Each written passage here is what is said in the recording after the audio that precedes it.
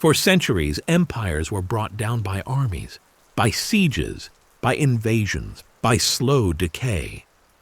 This one was changed by a single moment, an instant so violent that it shattered a city, killed thousands in seconds, and altered the political and military course of an empire already strained by war.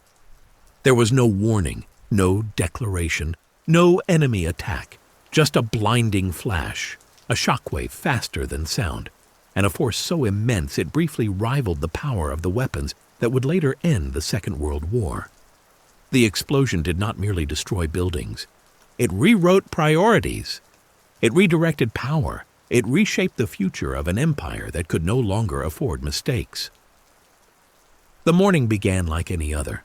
A harbor busy with ships, dock workers shouting over the creak of cranes, smoke drifting lazily from factory stacks. The empire was at war, and this port had become vital, one of the most important logistical arteries feeding men and supplies across the ocean. Everything depended on timing. Ships arrived heavy with cargo, others departed packed with fuel, munitions, and machinery. The harbor was crowded, tense, and overworked, but functioning. Then two ships crossed paths. One carried relief supplies, the other carried something far more dangerous. Explosives, not a small amount, not a manageable quantity. A floating bomb. The ship had been packed with high explosives intended for the war effort overseas. The cargo was legal, necessary, and unimaginably volatile. A minor navigational error brought the vessels too close together.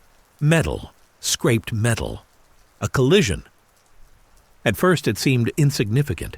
Ships bumped into each other all the time. There was no explosion, no immediate fire, just confusion, shouting, and the hiss of steam.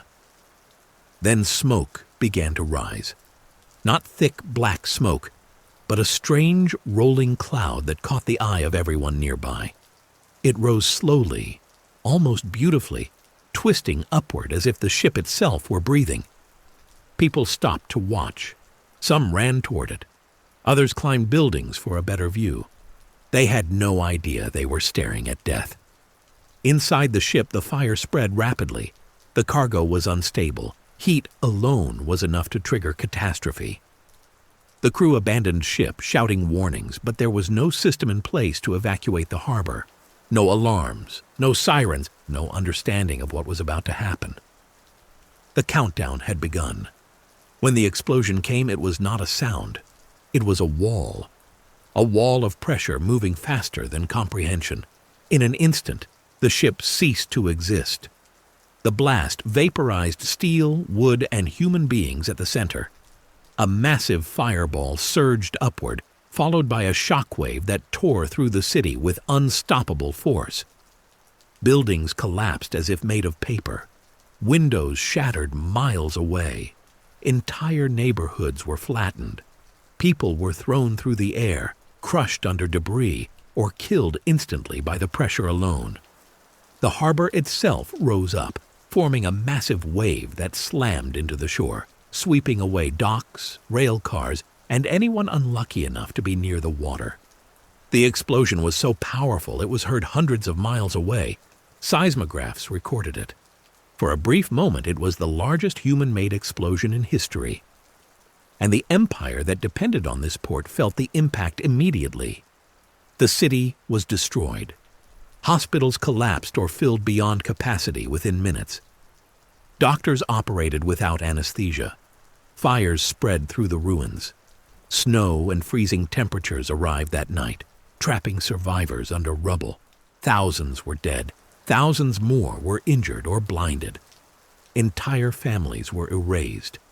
But beyond the human cost lay something even more destabilizing. The empire had lost one of its most critical logistical hubs in the middle of a global war. Supplies stopped. Troop movements were disrupted. Shipping routes were thrown into chaos. This was not just a disaster. It was a strategic crisis. The empire had built its war effort on efficiency, scale, and industrial precision. The explosion exposed how fragile that system truly was. One mistake, one collision, one unchecked cargo, and everything unraveled. Investigations began almost immediately, but blame proved difficult. Regulations were vague, oversight was lax, safety protocols were inconsistent and poorly enforced. The truth was uncomfortable. The Empire had prioritized speed over safety. The explosion forced a reckoning. New laws were drafted, shipping regulations were rewritten. Dangerous cargoes were restricted, rerouted, and documented with unprecedented rigor. Harbor control systems were redesigned. Emergency response planning became mandatory. The explosion reshaped how modern states managed risk. But it also changed something deeper. Before the blast, the Empire viewed its dominions as tools, resources to be moved, used, and expended in service of the greater whole. Afterward, the cost of that mindset was impossible to ignore. The colony affected by the explosion emerged, transformed. Relief poured in from across the world. Aid arrived from rival nations. Even enemies sent assistance. The disaster became a global event, binding the colony closer to the international community and subtly loosening its dependence on imperial control. Local leadership grew stronger, institutions modernized.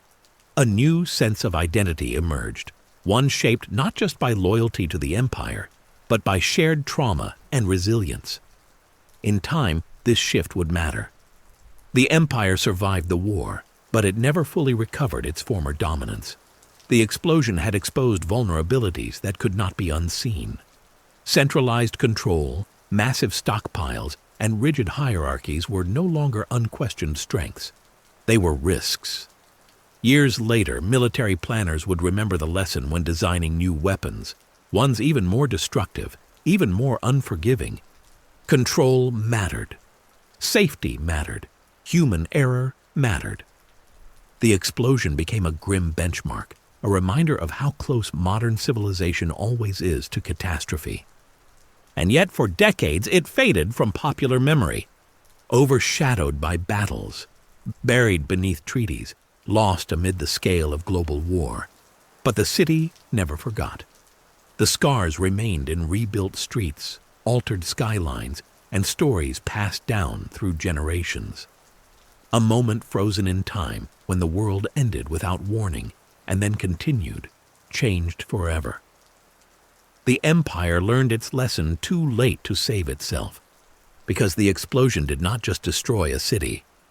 It marked the beginning of the end of an era where empires believed they could control forces larger than themselves.